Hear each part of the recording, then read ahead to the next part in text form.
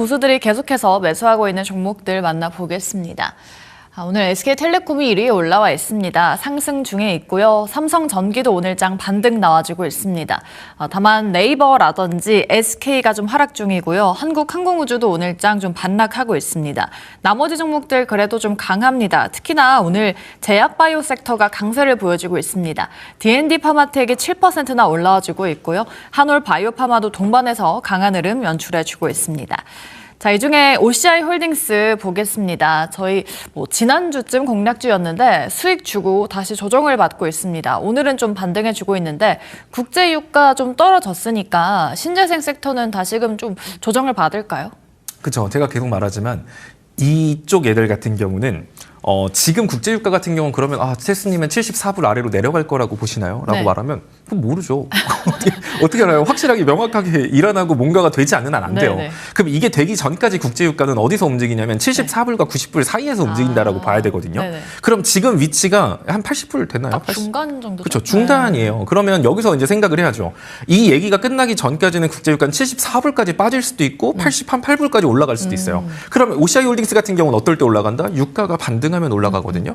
그러면 국제유가 흐름에 맞춰서 사고 팔고 하는 거예요. OCI 홀딩스 차트를 보고 가는 게 아니라 지금 OCI 홀딩스 지금 국제유가가 그래도 고점 찍고 내려오면서 같이 빠진 거잖아요. 그럼 지금 국제유가가 기술적 반등을 나올 수도 있을 것 같은데 그럼 내가 지금 OCI 홀딩스를 사고 그리고 국제유가가 한 74불까지 밀렸어. 그럼 거기서 내가 한 번 더 사야지. 그럼 얘도 빠질 거 아니에요. 그때. 그럼 그때 한 번 더 사야지. 근데 74불 깨고 내려갔어요. 그럼 그때부터는 국제유가 이제부터 하락 추세 다시 지속이기 때문에 그때는 손절을 하는 거예요. 근데 그게 아니고 74불에서 반등이 나왔어. 그럼 언제 판다? 한 국제유가 한 87불, 88불 여기 올 때까지 들고 가서 파는 거예요. 그러니까 이 신재생 에너지 섹터 같은 경우는 전력 설비 그러니까 전력 수요랑 묶어가지고 볼 수도 있는 부분이 분명히 맞지만 지금 시점에선 얘네들 같은 경우는 국제유가랑 오히려 커플링돼서 움직이는 움직임들이 많이 나오고 있기 때문에 국제유가 올라가는 거 보고 국제유가 급등했다. 신재생 급등하니까 따라 사야지. 이러면 10번 중에 8번 물려요.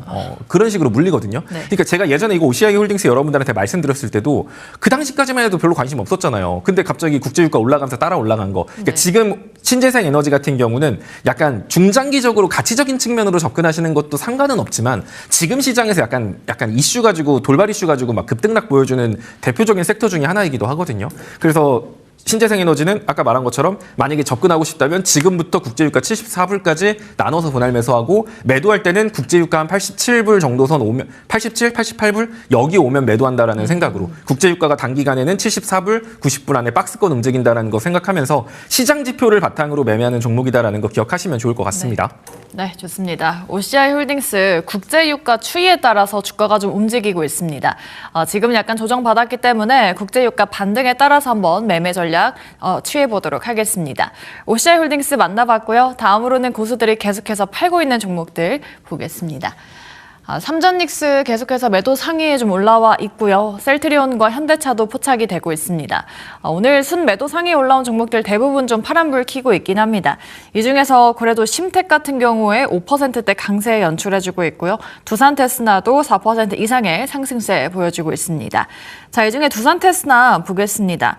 지난주 목요일에 이 종목 그래도 우선순위에 좀 올라와 있다라고 말씀해 주셨고 그 이후로 이틀 연속 지금 강세 보여지고 있긴 하거든요.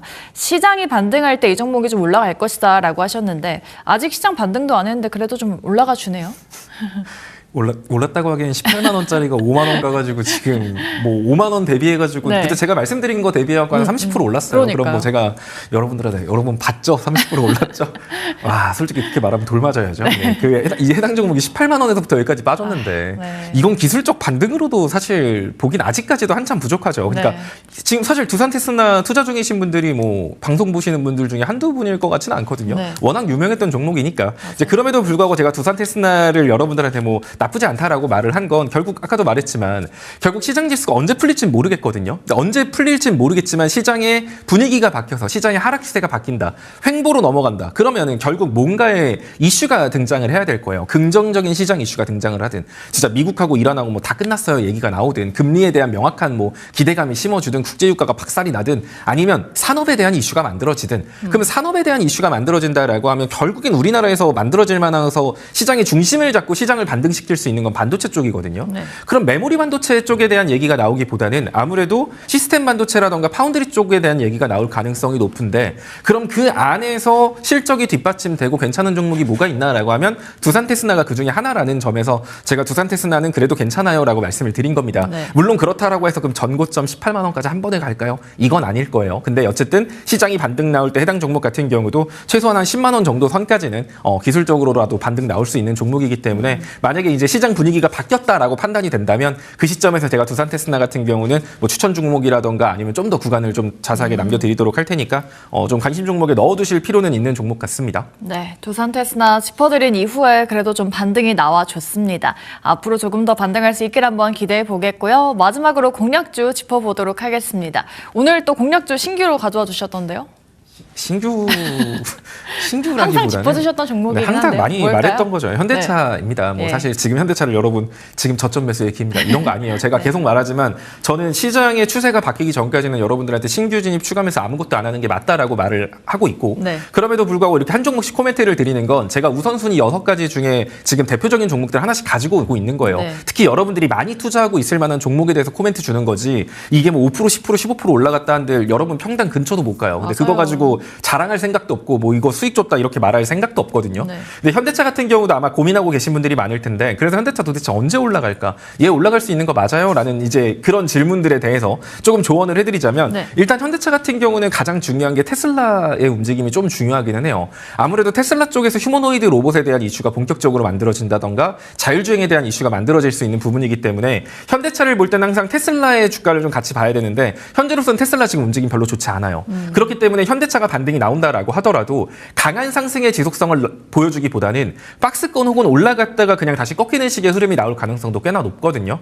자, 어쨌든 일단 현대차 같은 경우는 주봉상 지켜줄 자리는 지켜주고 있습니다. 뭐 사실 지금 차트가 무에 중요하겠냐마는 그래도 현대차가 가지고 있는 주봉상 61선 지금 칼같이 월요일 지난주에 폭락했던 자리 61선 딱 지키면서 마무리를 했거든요. 네. 따라서 만약에 이번 주 금요일 정도까지 현대차가 이 정도 라인 대략적으로 한 40만 원 라인 될 것 같은데 이번 주 금요일까지 현대차가 40만 원 라인을 지켜준다라고 하면 한 50만 원에서 52만 원 정도까지의 단기 상승은 충분히 이어질 수 있다라고 보여지거든요. 네. 따라서 현대차를 투자하고 계신 분들은 이번 주 금요일 날 현대차가 40만 원 위다.